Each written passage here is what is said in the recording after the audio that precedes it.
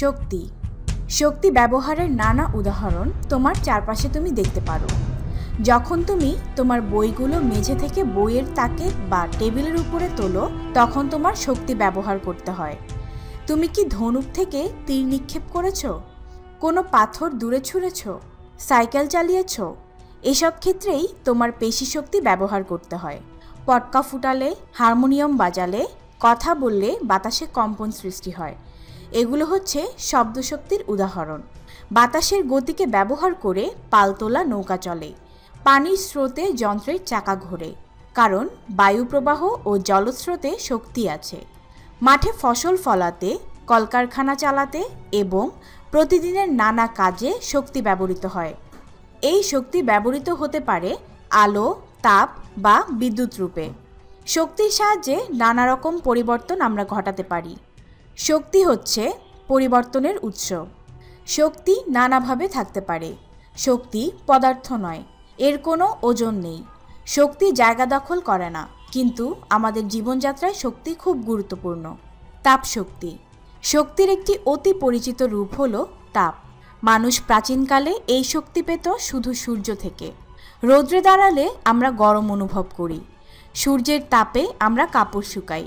সূর্যের তাপ দিয়ে রান্নাও করা যায়। আসলে সূর্যের তাপের জন্যই বায়ুপ্রবাহ ও জলপ্রবাহ সৃষ্টি হয়। এই বায়ুপ্রবাহ ও জলপ্রবাহের শক্তি আমরা ব্যবহার করতে পারি নানা কাজে। মানুষ যখন আগুন আবিষ্কার করলো, তখন থেকে তাপ শক্তিকে নানাভাবে কাজে লাগাচ্ছে। কাঠ, কয়লা, তেল ও গ্যাস পুড়িয়ে আমরা তাপ উৎপন্ন করি। এই তাপ দিয়ে ইঞ্জিন চলে। রেলগাড়ি, মোটর গাড়ি, জাহাজ, প্লেন সবই চলে তাপশক্তিকে ব্যবহার করে। তাপ দিলে বাতাস বা গ্যাস প্রসারিত হয়।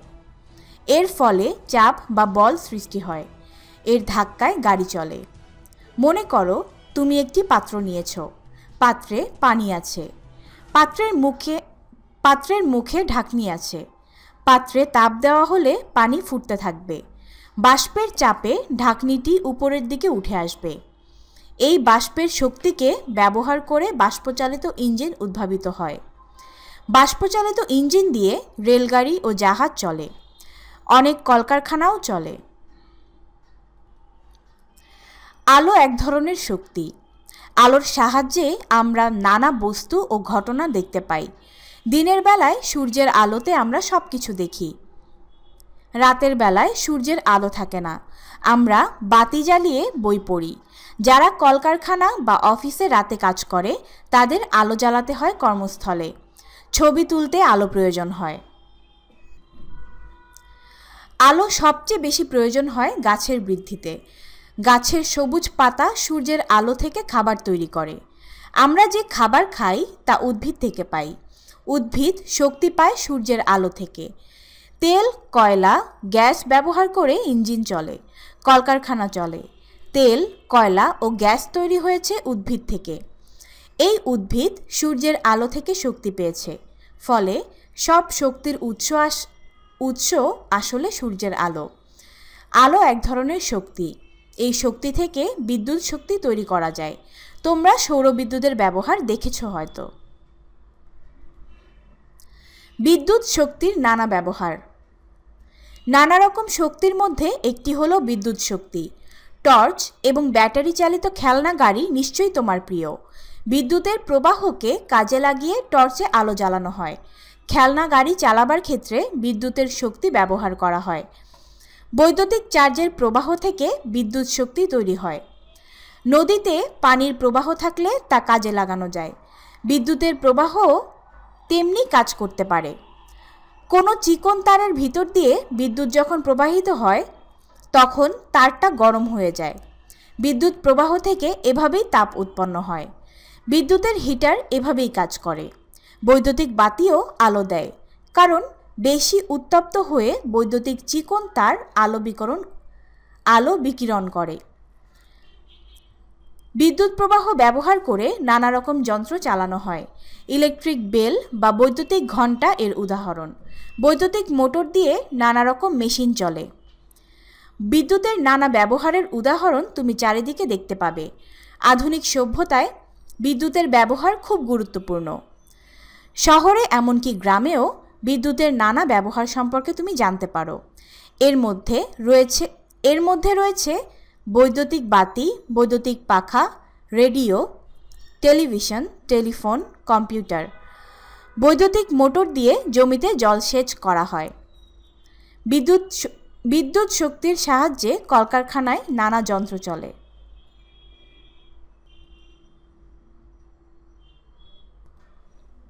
শূন্যস্থান পূরণ করো। তাপ এক ধরনের ড্যাশ। তাপ এক ধরনের শক্তি। আলো এক ধরনের ড্যাশ। আলো এক ধরনের শক্তি।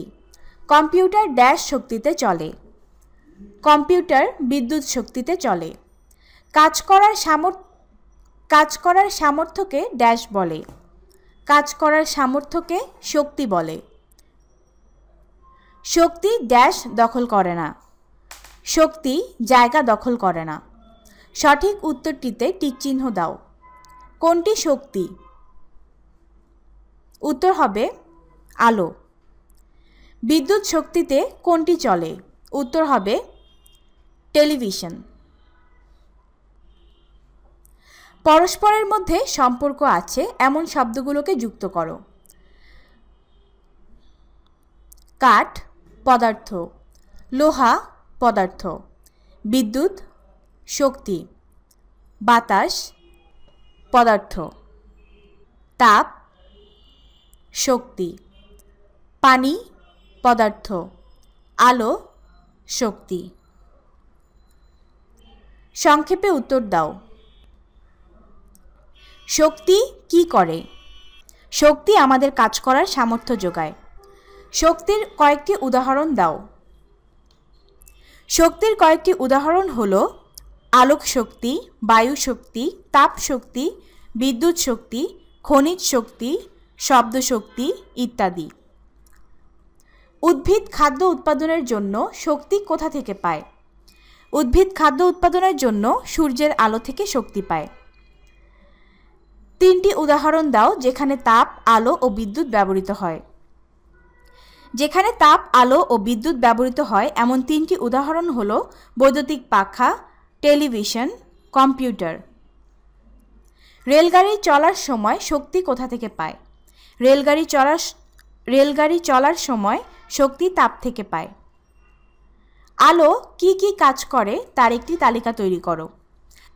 আলো যেসব কাজ করে তার তালিকা নিম্নরূপ। 1. আলোতে আমরা সব কিছু দেখি। 2. বাতি জ্বালিয়ে বই পড়ি। 3. কলকারখানা বা অফিসে রাতে কাজ করতে কর্মস্থলে আলো জ্বালাতে হয়। 4. ছবি তুলতে আলো প্রয়োজন হয়। 5. গাছের বৃদ্ধিতে, গাছের খাবার তৈরি ইত্যাদিতে আলোর প্রয়োজন হয়। বিদ্যুৎ শক্তির কয়েকটি উৎসের নাম লিখো। বিদ্যুৎ শক্তির কয়েকটি উৎসের নাম হলো পানির স্রোত, সূর্যের আলো, জলীয় বাষ্পের শক্তি, তাপ শক্তি, ব্যাটারি ইত্যাদি।